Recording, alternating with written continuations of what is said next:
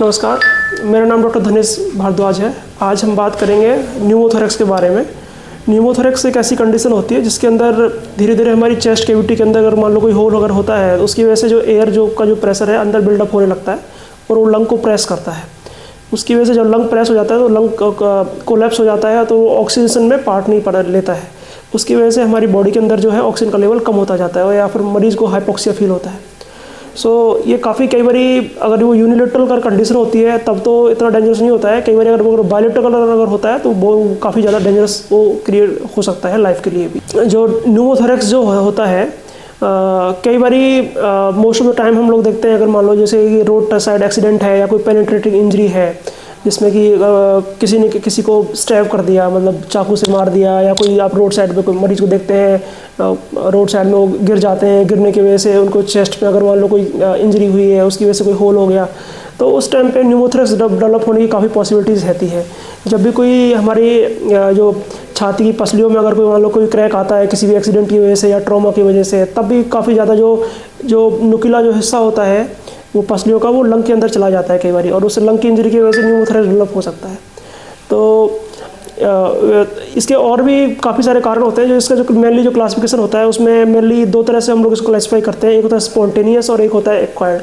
Spontaneous में भी दो कैटेगरीज होती हैं, एक तो होता है प्राइमरी न्यूमोथोरैक्स और एक होता है सेकेंडरी न्यूमोथोरैक्स।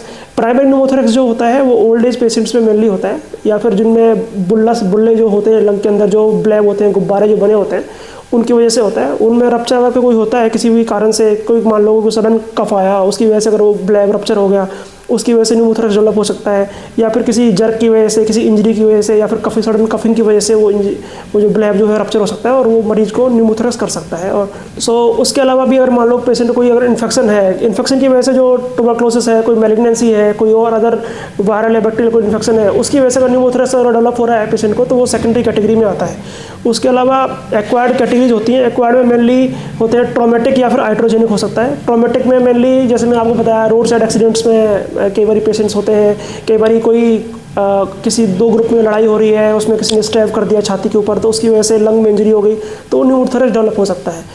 तो ये कई बार लाइफ के लिए भी थ्रेटनिंग रहता है और उसमें कई बार इमीडिएटली आपको किसी क्योर की आवश्यकता रहती है जिससे कि आपकी जो छाती के अंदर जो एयर है उसको बाहर निकाल दिया जाए। ये एक मैंने ब्रॉडली ये क्लासिफिकेशन होते हैं। उसके अलावा कई बार सर्जिकल जो पेशेंट्स रहते हैं जिनमें सर्जिकल रिक्वायरमेंट होती है उनमें हम लोग कई बार सेंट्रल लाइन इंसर्ट करते हैं तो वो उस दौरान भी लंग के ये प्लूरा के अंदर इंजरी हो सकती है और एयर जा सकती है अंदर, उसकी वजह से भी न्यूमोथोरैक्स क्रिएट हो सकता है। उसके अलावा लंग बायोप्सीज के लिए जो पेशेंट्स होते हैं जिनके अंदर हम लोग बायोप्सी लेते हैं उस टाइम पे भी डेवलप हो सकता है। तो इस तरह से बहुत सारे कारण इसके हैं जिसकी वजह से कि छाती के अंदर जो है हवा चली जाए किसी भी कारण से और वो फेफड़े को प्रेस करने लगे और उसकी वजह से लंग जो है कंप्रोमाइज हो जाए और हमारा वो ऑक्सीजन में अगर वो पार्ट नहीं ले रहा है तो उस कंडीशन को हम लोग न्यूमोथोरैक्स बोलते हैं। तो इसमें मरीज़ को क्या क्या सिम्टम्स हो सकते हैं। मरीज़ को कई बार शॉर्टनेस ऑफ ब्रेथ हो सकती है, तो सांस के लिए वो आपको डिफ़िकल्टी होगी सांस लेने में, उसको छाती में सडनली कोई दर्द हो सकता है। उसके अलावा उसकी दिल की धड़कन सडनली बढ़ सकती है, या फिर कोई भी उसको हाइपोक्सिया हो सकता है। हाइपोक्सिया मतलब कि एयर की कमी हो सकती है, ऑक्सीजन की कमी हो सकती है, तो उसकी वजह से वो फिर हवा के लिए छटपटाने लगता है। तो ये सिम्टम्स मेनली कॉमनली होते हैं जिसमें हम लोग सस्पेक्ट कर सकते हैं कि पेशेंट को न्यूमोथोरैक्स भी हो सकता है। तो अगर ये आपका हॉस्पिटल सेटअप में है तब तो इसको रिकॉग्नाइज करना काफ़ी हम लोगों के लिए आसान रहता है। अगर ये आउटसाइड उसमें है तो उस टाइम पे डिफ़िकल्टी कई बार रहती है। उस टाइम पे अगर मान लो आप छाती के ऊपर का हाथ रख के देखते हैं, अगर वहाँ पे क्रेपिटस आपको फील होती है, क्रेपिटस मतलब कि जैसे कि आप भी अगर कोई प्रेस करते हो तो आपको लगेगा जैसे आप लोग एयर को प्रेस कर रहे हो, स्किन के ऊपर आपको एयर फील होगी। तो उस तरह में उसको एक्सेप्ट करना चाहिए कि अगर मान लो ये मरीज़ को अगर रिब की इंजरीज हुई हैं तो काफ़ी वेरी लाइकली है कि उसमें एयर भी गई होगी छाती के अंदर, तो उसकी वजह से न्यूमोथोरैक्स मरीज़ को डेवलप हुआ होगा। उस केस में इमीडिएटली जो होता है कई बार वहाँ पे मेडिकल फैसिलिटीज़ नहीं होती हैं और हम लोग कई बार पेशेंट पेन में भी होता है और वो कई बार कंप्लेंट खुद से नहीं कर सकता है, तो हमको सस्पिशन से ही हम लोग इसको डायग्नोस कर सकते हैं उस टाइम पे। तो मरीज़ को तुरंत उस केस में अस्पताल में लाना चाहिए और उसके बाद में छाती का एक्सरे करके हमको लोग देखते हैं कई बार इमरजेंसी में, कई बार क्लिनिकल जजमेंट से स्टेथोस्कोप से ही देखते हैं कि अगर मान लो उसमें एयर एंट्री प्रॉपर्ली लंग्स के अंदर है या नहीं है, उस तरह से हम लोग रिकॉग्नाइज कर सकते हैं कि न्यूमोथोरैक्स है या नहीं है। उस क्लिनिकल एग्जामिनेशन में परकशन से हम लोग आइडेंटिफाई कर सकते हैं। उसके अलावा चेस्ट एक्सरे हम लोग करते हैं। उसके बाद कई बार कैसी कंडीशन में सीटी स्कैन की भी ज़रूरत पड़ती है छाती की। तो इस तरह से उनको रिकॉग्नाइज किया जा सकता है। और उसमें 3 तरह से मेनली ट्रीटमेंट होता है। कई बार इमरजेंसी सिचुएशन में जो मेडिकल फैसिलिटीज़ में जो एम्बुलेंस होती है उसके पास में 3 वे ड्रेसिंग होती है।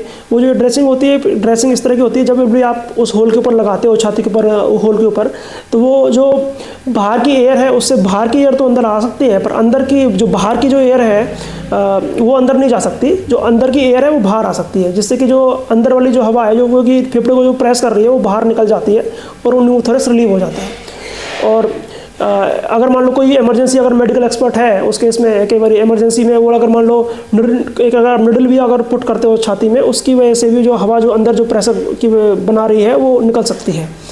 उसके अलावा अगर डॉक्टर अगर चेस्ट फिजिशियन है, कार्डियक सर्जन है या कार्डियोथोरेसिक सर्जन है, तो वो अगर चेस्ट ट्यूब वगैरह डालते हैं तो उससे आप न्यूमोथोरैक्स को रिलीव कर सकते हो। कुछ केसेस में हम लोग सर्जरी की भी रिक्वायरमेंट पड़ती है। उन केसेस में जिस मान लीजिए कोई रिकरेंट इनको डेवलप अगर हो रहे हैं न्यूमोथोरैक्स, तो उस केस में कई बारी जो ब्लैब्स जो होते हैं, जो गुब्बारे जो बने होते हैं छाती के अंदर, वो उन गुब्बारे उसको निकाला जाता है। उसको ब्लैबेक्टमी हम लोग बोलते हैं, ब्लैब्स को निकालना बोलते हैं। वो सर्जरी जो है ओपन मेथड से भी की जाती है और कई बार छोटे चीरे से या छोटे छेद से भी की जाती है।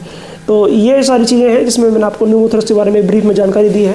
ये कहने को बहुत ही कई बारी जब जो पेशेंट जो रोड साइड एक्सीडेंट में जो होते हैं वो उनमें हमको हाईली सस्पेक्ट करना चाहिए इस चीज़ को, और वो हम लोग अगर उस टाइम पे कुछ टाइम पे इंटरवेंशन कहते हैं तो काफ़ी लोगों की हम लोग जान बचा सकते हैं। Thank you.